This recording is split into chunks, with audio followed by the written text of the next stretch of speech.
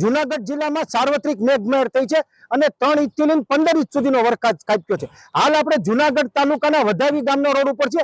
હાલ જે વધાવી ગામનો રસ્તો છે, હું જે આપને રસ્તો બતાવી રહ્યો છે, તે રસ્તાનું ધોવાણ થઈ જતા અહીંનો જે રસ્તો છે તે બંધ થયો છે અને વધાવી જવા માટે લોકોએ તલિયાથી અને ઉપરથી ને જવું પડે છે। JCB ની મદદથી છે તે પાળો સરખો કરવામાં આવી રહ્યો છે। બીજી તરફ જોવા જાય તો અહીં સ્થાનિકો છે તેનું કહેવાનું છે કે અનેક રજૂઆતો હતી, છતાં રજૂઆતોને ધ્યાનમાં ન લેતા આજે આ પરિસ્થિતિનું નિર્માણ થયું છે। બાપા, શું આપનું નામ છે અને શું તમારી માંગણી છે? વકમજી ભાદરકા સાહેબ આ કીધું ના પારી કરે છે, હજી પારી નથી થઈ અને અમારે ત્યાં ઘરમાં પાણી કરી ગયું છે। કોણ એટલે ફોર પડે? અમે કીધું કાલ કરો, કોઈ તાત્કાલ કરતો નથી અને ગામમાં કોઈ હમું જોતું નથી।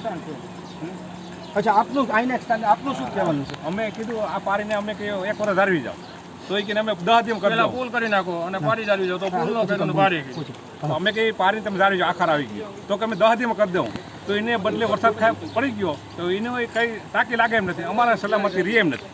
અચ્છા, આપનું શું? પણ આપણી સાથે એક અહીંના મિત્ર છે, શું કહેશો આપ? વધાવી ગામથી જુનાગઢને જોડતો મેઇન રસ્તો એક જ છે અને આ રસ્તામાં એ લોકોએ આખરના સમયે કામ ઉપાડ્યું અને પુલ ન કર્યું અને દિવાલ કરી, દિવાલે પણ અધૂરી કરી અને અત્યારે પારા પણ ધોવાઈ ગયા છે। ગામની અંદર માણસને નુકસાની પણ થાય છે અને ક્યાંય જવું આવવું હોય તો પરિવહનનો રસ્તો પણ બંધ છે। બીજા નંબરમાં નગરપાલિકાનું વાહન આવ્યું એ બી તરાઈ ગયું અને અત્યારે JCB લઈને કાઢવા આવ્યું છે અને પારા રિપેર કરે।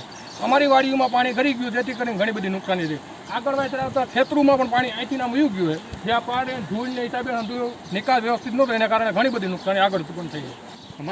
ખાસ કરીને જોવા જાય તો અહીંના જે સ્થાનિકો છે, અહીંના પશુપાલકો છે, તેનું કહેવાનું છે કે આજે તંત્રને અનેક રજૂઆત કરવા છતાં પાળો સરખો કરવામાં ન આવ્યો, પાઇપ નાખવાનો આવ્યો, જેને લઈ અને માલઢોરને પણ નુકસાન થયું છે અને અહીં રસ્તો બંધ થઈ જતા પારાવાર મુશ્કેલીનો સામનો કરવો પડી રહ્યો છે।